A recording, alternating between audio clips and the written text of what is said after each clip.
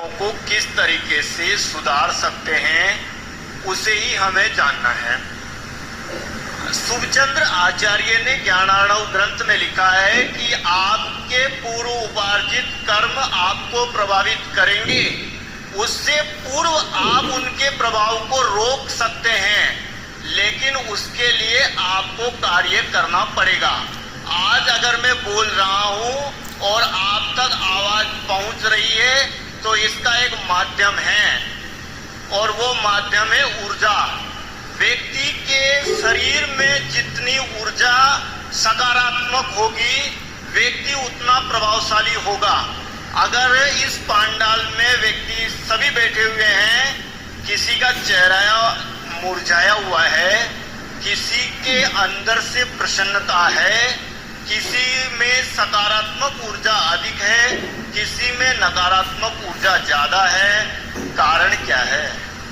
कारण यह है कि हम जो कर्म कर रहे हैं, हम प्रतिक्षण कर्म करते हैं, लेकिन कर्मों की निर्जरा साल में 10 दिन ही स्पेशल करते हैं जब हमारा परीक्षण आता है, जबकि हमें प्रतिक्षण हमारे कर्मों की निर्जरा करनी चाहिए और नए कर्मों का बंधन नहीं हो, इसकी सबसे पहले व्यवस्था करनी चाहिए। तो आप जीवन में सभी प्रकार के सुख संपन्न रहेंगे, आपका भाग्य उदित रहेगा। आज का विषय, आप अपने भाग्य को कैसे बदल सकते हैं। अगर मान लीजिए किसी व्यक्ति को किसी ज्योतिषाचार्य ने ये कह दिया है कि आपका भाग्य नहीं बदल सकता है, तो मैं ये गारंटी ले सकता हूं कि उसका भाग्य बदल सकता है वो स्वयं व्यक्ति, लेकिन उसके लिए आगम के अनुसार कार्य करना पड़ेगा, मंत्रों की साधना करनी पड़ेगी। और बड़े दुख के साथ मुझे ये कहना पड़ता है कि 90% जैनियों को मंत्र जाप करना नहीं आता है। 90% जैनियों को मंत्र जाप करना नहीं आता है, और वो कहते हैं हमें 10 साल हो गए जाप करते हुए, हमारा कुछ भी होना नहीं होता है। नमोकार मंत्र ही नहीं, जितने भी बीजाक्षर हैं उनकी साधना करना नहीं आता है, और वो दोष जैन धर्म को देते हैं, जैन दर्शन को देते हैं।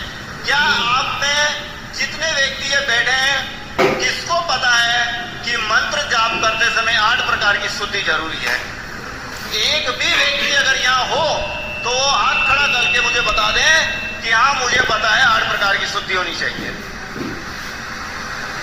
कोई भी व्यक्ति ये बता दे कि मैं शुद्ध बीजाक्षर का जाप करता हूं।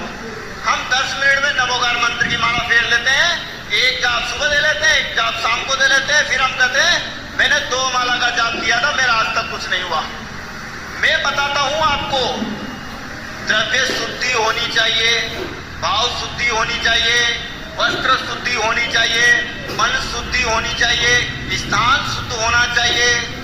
आप बैठ गए प्लास्टिक की चटाई पर, प्लास्टिक की कुर्सी पर, आप 7 जन्म तक मंत्र जाप कर लो, आपको परिणाम नहीं मिलेंगे, क्योंकि जैन आगम में प्लास्टिक को मलेच्छ वस्तु कहा गया है।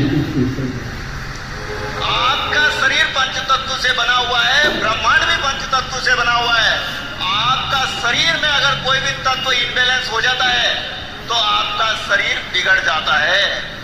अगर किसी का पेट खराब है और वो रम बीजाक्षर का जाप कर ले, उसका अग्नि तत्व बढ़ जाएगा, उसका शरीर संतुलित हो जाएगा।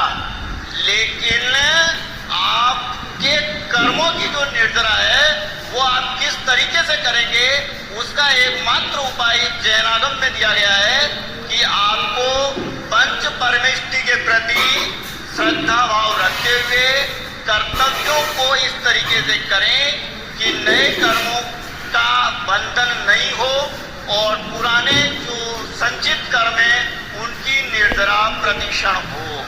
इस बात का जब आप ध्यान रखेंगे तो आपके परिणाम अपने आप शुद्ध होंगे, और जब परिणाम शुद्ध होंगे तो आपकी विशुद्धि बढ़ेगी। आपके जो चेहरे मुरझाए हुए रहते हैं उनमें चमक आएगी, क्योंकि हमारी सकारात्मकता हमारे आभा मंडल पर साफ साफ देखी जा सकती है। तो आप जितने व्यक्ति यहाँ बैठे हैं उनके जब आभा मंडल ही चमक नहीं रहे